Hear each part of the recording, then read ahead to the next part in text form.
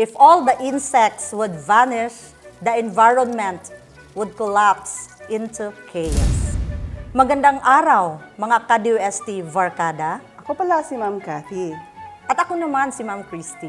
Kami ay faculty members ng Entomology Division of the Department of Agricultural Sciences, College of Agriculture and Related Sciences of the University of Southeastern Philippines.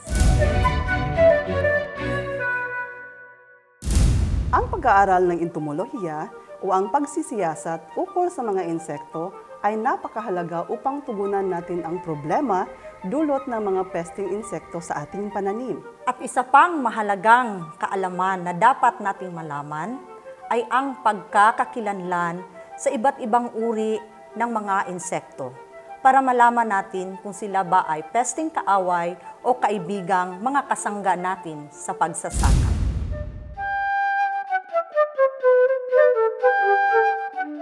I don't agree kasi may mga insekto na nagbibigay ng benepisyo katulad ng bubuyog na nagbibigay ng honey at iba pang produkto mula dito. May iba ring mga insekto katulad ng praying mantis, dragonfly at earwigs na mga predators o yung direktang kumakain ng mga mapipinsalang insekto at iba pang benepisyo na maibigay ng insekto sa ating taniman.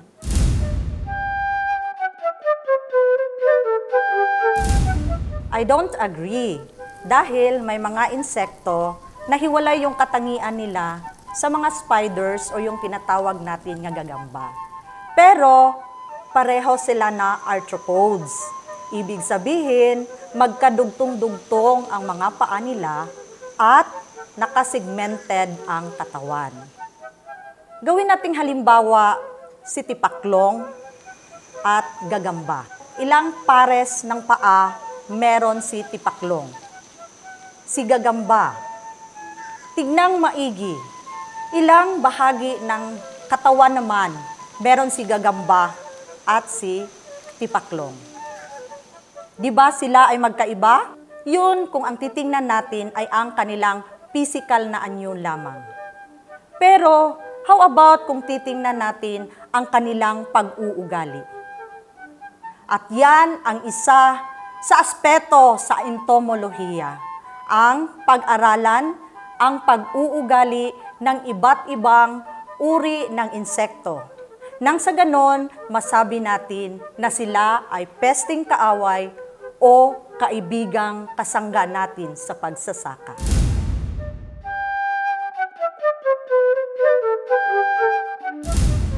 I don't agree kasi isa lang naman ang stem borers ang inyong nakita. Subalit, hindi ipagsawalang bahala ang presensya nito kasi ito ay peste sa ating palayan. Masasabi nating peste sila sa palayan dahil ito ay nagdudulot ng whiteheads at dead heart. May mga ibang strategies na tinatawag bukod sa pag-a-apply ng chemical o pestisidyo, katulad ng cultural, physical, mechanical at biological. Ang paggamit ng chemical ay ang pinakahuli na dapat nating gamitin o i-consider. Isang stem borer lang naman yun. Tirisin mo na at patayin.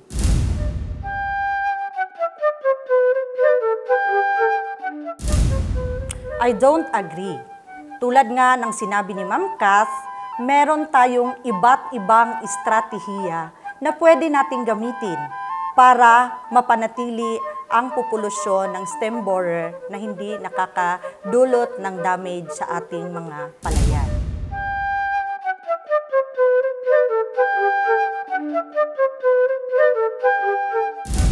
Diyan ako agree dahil kailangan ng isang ecosystem katulad ng rice ecosystem ang tinatawag na arthropod diversity.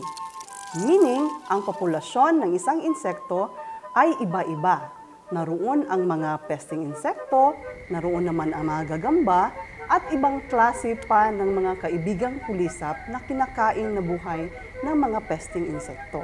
Sa ganitong paraan, magiging kompleto ang food chain or food web ng isang ecosystem upang mapanatili ang populasyon ng pesting insekto sa kanilang natural na bilang. Mahalaga ang entomolohiya sa ating pananaliksik sa larangan ng agrikultura. Ang insekto ay parte na ng ating pagsasaka.